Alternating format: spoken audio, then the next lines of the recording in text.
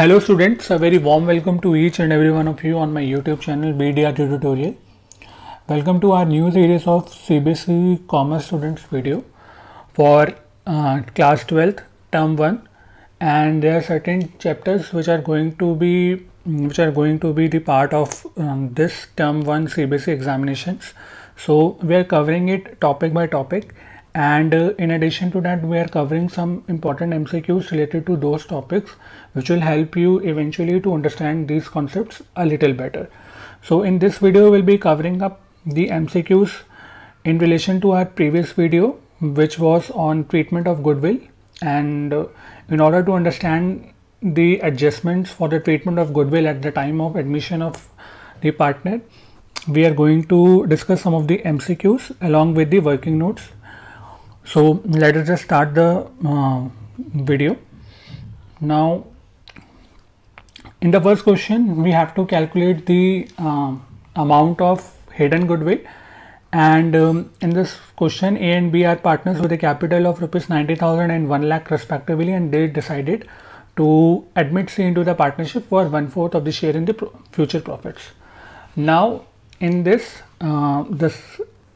C, the incoming partner, bringing a sum of rupees 80,000 as his capital, and we have to calculate the amount of hidden capital, and thereafter we have to calculate the amount of C's share in the amount of goodwill. So in this case the right answer would be 12,500. Now we need to know how this calculation happened and how this value of 12,500 comes in. So first of all, we have the overall capital of the partners, that is 90,000 plus 1 lakh plus 80,000, that is 2,70,000, and in the question it is specified that C is entered into the partnership with 1/4 of the share in the future profits, and accordingly the amount of capital 80,000, which is 1/4 of the which is as per the 1/4 share of the future profit of C, the total capital of the firm would be 80,000 into 4, that is rupees 3,20,000, and उसके बाद हमारी जो overall capital है हमने ऊपर calculate कर लिया है 2,70,000. So in this case hidden goodwill will be the total capital minus the overall combination of the all partners, overall capital of the combination of all partners, that is 2,70,000, and 50,000 would be the hidden goodwill. So as specified in the question that C has entered into the partnership with 1/4 of share, so C's share in the hidden goodwill would be 12,500, that is 50,000 into 1 divided by 4. तो next question की तरफ बढ़ते हैं दोस्तों. बहुत ही important question है, general entry से रिलेटेड है, and in this we have that X and Y were partners in a firm sharing profits in the ratio of 3:2. Now their capital stands rupees 1,60,000 and 1 lakh respectively, and thereafter they admitted Z on 1st April 2020 as a new partner for 1/5 of share in the future profits. Z brought his share of capital as rupees 1,20,000, and based on above we have to pass a journal entry at the time of admission Z for the capital brought by him. So we have read that the first entry in this case would be the bank account to Z's capital account, that is bank account to new incoming partners account, with the amount, with the share of capital he or she is bringing at the time of his or her admission. So in this case the right answer would be bank account to Z's capital debit, bank account debit 1,20,000 to Z's capital account credit 1,20,000. Now based on this scenario of this question we are going to move forward and see what would be the second journal entry, and what would be the amount of hidden goodwill, and what would be the share of Z in it. So we have to see what is the value of hidden goodwill in this specified question, and moving on to my previous slide, we have the capital components of every partner, whether it is old partner or the new partner. तो 1,60,000 and 1 lakh जो है वो X and Y की partner capital है, and Z की जो capital है वो है 1,20,000। सो अगर हम overall combination capital combined capital देखें फर्म की तो वो हो जाती है 1,60,000 plus 1 lakh plus 1,20,000 that is 3,80,000। And since we have they have admitted Z as a new partner for 1/5 of share in the future profits.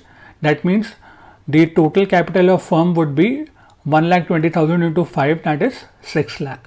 So in order to calculate the goodwill, we have to reduce the amount of combined capital of all the partners from the total capital of the firm, that is 6 lakh minus 3,80,000, 2,20,000. And since the share of the new partner, that is Z, is 1/5, therefore the share of Z in the amount of hidden goodwill would be 2,20,000 divided by multiplied by 1/5, that is 44,000. So here's our question. Based on above, what is the value of hidden goodwill? तो hidden goodwill की value हमने निकाली है ₹2,20,000, that is the B option. And we have the working notes for this as well. And what is the share of Z in the hidden goodwill? So we have also calculated the Z share in the hidden goodwill, that is ₹44,000. So C would be the right answer. Moving on to the next question related to this case study, we have based on the above journal entry at the time of admission of Z for his share of goodwill, जो उसकी 44,000 का share है वो किस तरह से apportionment हो जाएगा. तो जो हमने पढ़ा था कि जो इनकमिंग पार्टनर का शेयर ऑफ हिडन गुडविल है वो सेक्रीफाइसिंग रेशो में जो है वो अपोर्शनमेंट हो जाएगा दोनों पार्टनर्स के बीच में. But since nothing is specified है तो हम ये मान के चलते हैं कि जो सेक्रीफाइसिंग रेशियो होगा वो ओल्ड रेशियो के ही हिसाब से होगा. तो हमारे क्वेश्चन में जो ओल्ड रेशियो दिया हुआ है वो दिया हुआ है 3:2. तो आई थिंक 3:2 है या जस्ट चेकिंग 3:2. सो हम 44,000 को 3:2 में डिवाइड करके दोनों पार्टनर्स की कैपिटल को जो है वो शो कर देंगे. And the entry in this case would be Z's capital account debit 44,000 and to X capital accounts 26,400 and to Y's capital account 17,600. So C would be the right option in this case. Now moving on to the next question, we have Ram and Shyam were partners in a firm. So basically I am presenting a case study questions, and on the basis of that case study we are covering 4 to 5 questions. So you can understand these concepts a little better. Now इस question में Ram and Shyam partners हैं and they are admitting Ravi with a 1/4 share of the in the profits, and their old ratio is 4:3, which he acquired from, and there is a specified information that Ravi as a new partner has acquired from Ram 3:4. जो उसका 1/4 share है वो उसने 3:4 के ratio में Ram and Shyam से acquire किया है. तो हमने पढ़ा था एक तीसरा केस था कि जब एक पर्टिकुलर फ्रैक्शन में डिसाइडेड होता है कि ओल्ड पार्टनर्स न्यू पार्टनर्स के बिहाफ पे अपनी रेशियो को थोड़ा सेक्रीफाइस करेंगे, तो उस केस में कैलकुलेशन कैसा होगा हमने अपनी प्रीवियस वीडियो में पढ़ा था, admission of change in profit sharing ratio में. तो उससे रिलेटेड कॉन्सेप्ट भी हम इस केस स्टडी में कवर करने वाले हैं एंड गुडविल के तो कवर होंगे ही. So moving on to the question, Ravi जो है वो 1,80,000 की कैपिटल ला रहा है and ₹42,000 for is 1/4 share in the goodwill. Now what we have to identify is based on above the sacrificing ratio of Ram and Shyam will be. So in this case the answer would be the C option, that is 3:4. How it is calculated I am presenting it on the next slide, but आपको normally बता देता हूँ कि 1/4 का जो share है जो जिसमें उन्होंने डिसाइडेड करा है कि हम रवि को as a incoming partner admit करेंगे, 1/4 के शेयर में ये डिसाइड हुआ है कि जो राम है वो अपना 3:7, that is 3 divided by 3 plus 7, and Shyam 4 divided by 4 plus 7, that is 4 plus 3, that is 4/7. तो ये जो है अपना सेक्रीफाइसिंग रेशियो जो है वो सेक्रीफाइसिंग, जो अपने शेयर में से सेक्रीफाइस करेंगे वो ये करेंगे. तो in this case Ram's capital would be 1/4, that is the agreement which was made with Ravi to enable him to a new partner in this firm. 1/4 into 3/7, that is 3/28, and for Sham it would be 1/4 into 4/7, that is 4 divided by 28. So in this case 3:4 would be the sacrificing ratio for the old partners, and C would be the right answer. सो यहाँ working notes आपको मिल जाएंगे. 4:3 का ratio हमें पास given है. रवि का share जो है decided हुआ था 1/4 में. तो इस केस में राम का जो सेक्रीफाइसिंग हो जाता है रेशो हो जाता है वो 1/4. और जो अपने रेशो का तीसरा हिस्सा, अपने रेशो का जो तीसरा हिस्सा 3/7 वो देना चाहता है, तो 3/28 would be his sacrifice. For शाम we have 1/4 into 4/7, that is 4 divided by 28, and resultantly the sacrificing ratio would be 3:4. Now the next question in this case would be the next the calculation of new profit sharing ratio. तो जैसा कि हमें पता है कि हमने sacrificing ratio निकाल लिया है, and new ratio would be old ratio minus sacrificing ratio जो भी उन्होंने सेक्रीफाइस करा है. तो राम का जो न्यू शेयर है वो है 4/7 माइनस 3/28, जो कि एग्जिस्टिंग था उसका ओल्ड रेशो 4/7, और जो उसका सेक्रीफाइसिंग रेशो है 3/28, 13/28. शाम का जो न्यू शेयर होगा वो होगा जो उसका ओल्ड रेशो है, डेट इज 3/7 माइनस 4/28, जो कि उसका सेक्रीफाइसिंग रेशो है 8/28. एंड रवि का जो शेयर है वो इन दोनों को ऐड कर लेगा जो भी उन्होंने सेक्रीफाइस करा है, 3/28 प्लस 4/28, दैट इज 7/28. 1/4 के रेशो में उसको एडमिट किया जा रहा है, but since we have to even the denominator of the particular fraction, so in order to constant the value of denominator, we have to multiply both the numerator and denominator by 7. So in this case new profit ratio would be 13:8:7. Now moving on to the next slide, we have the journal entry at the time of admission of Ravi. So basically मैं ये questions इसीलिए cover कर रहा हूँ क्योंकि mostly जो आपके CBSE examinations में गुडविल से जो कवर होगा वो या तो जनरल एंट्री कवर होगी eight the time of admission of partner और जो उसकी गुडविल का शेयर है, या हिडन गुडविल की वैल्यू जो है वो आपसे पूछेगा कि इस केस में हिडन गुडविल की वैल्यू क्या है, या जो इनकमिंग पार्टनर है उसका शेयर क्या रहेगा हिडन गुडविल में.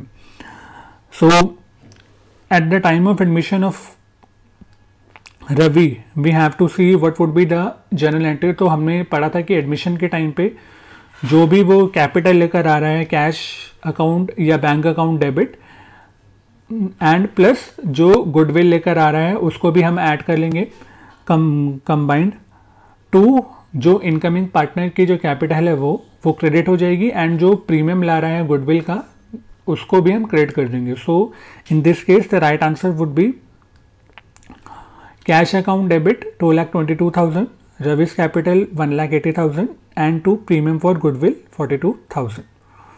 Moving on,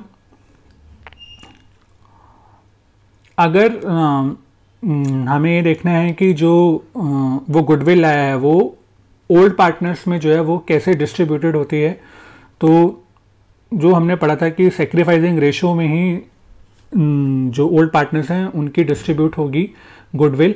And in this case, Ravi is bringing with himself at the time of his admission 42,000 rupees. So it will be distributed in this sacrificing ratio amongst the old partners, and the entry would be in this case Ravi's capital account debit 42,000, to Ram's capital account credit 18,000, and to Sham's capital account 24,000. So the right answer in this case would be the option B, that is premium for goodwill, and to Ram's capital account and to Sham's capital account 24,000.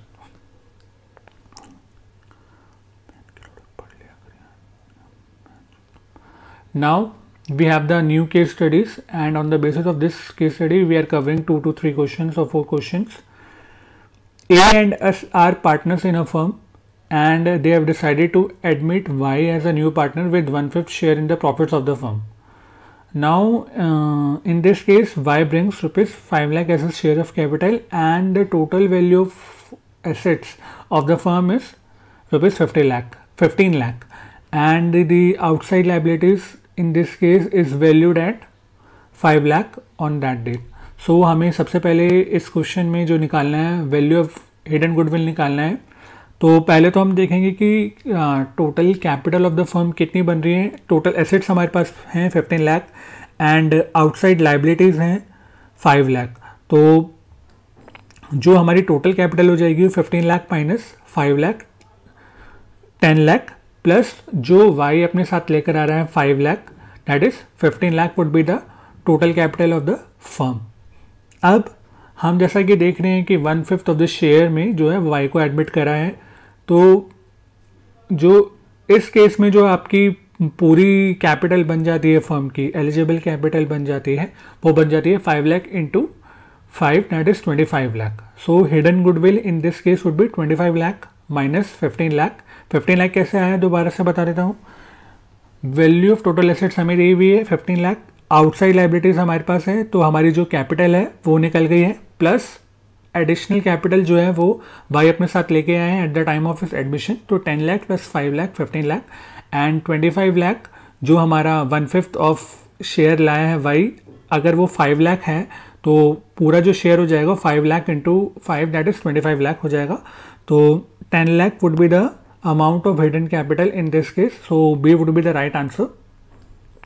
And यहाँ मैंने working notes भी दिखा रखा है कि किस तरह से जो है वो हिडन गुडविल कैलकुलेट हो रखा है, एंड आप इसको देख सकते हैं. इसका स्क्रीनशॉट लेके आप इस क्वेश्चन को ट्राई भी कर सकते हैं, क्योंकि डेफिनेटली एक हिडन गुडविल का क्वेश्चन जो है वो आ सकता है आपके एग्जाम में, एंड इससे रिलेटेड जो जर्नल एंट्रीज होंगी वो भी कवर हो सकती हैं. So moving on to the next slide, we have what is wise share in the value of hidden goodwill in this case. सो जैसा कि हमने पढ़ा है 1/5 जो है वो उसका शेयर है and 10 lakh is the amount of hidden goodwill. So in this case the right answer would B A that is rupees 2 lakh. And दोबारा से मैंने वर्किंग नोट वही सेम रखा है प्रीवियस स्लाइड वाला, जिससे आपको आसानी रहे. हिडन गुडविल आप कवर कर पाएंगे इसमें. हिडन गुडविल भी मैंने कैलकुलेट करके दिखा रखी है again, and thereafter Y's share in the hidden goodwill is also calculated.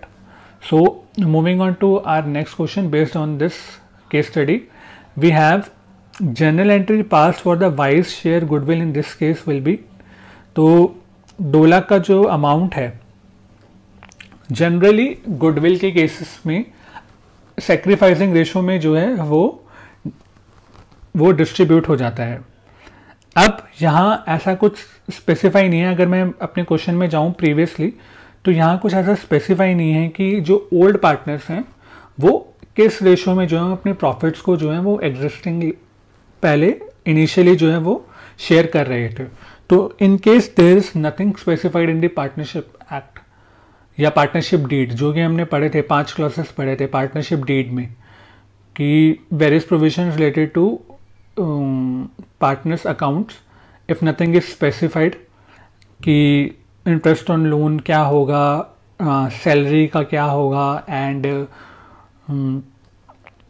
Profit कैसे होगा एंड इंटरेस्ट ऑन कैपिटल के केस में क्या होगा. तो ये सब हमने पढ़े थे. तो यहाँ कुछ स्पेसिफाई नहीं है कि क्या जो है शेयरिंग प्रॉफिट शेयरिंग रेशो है.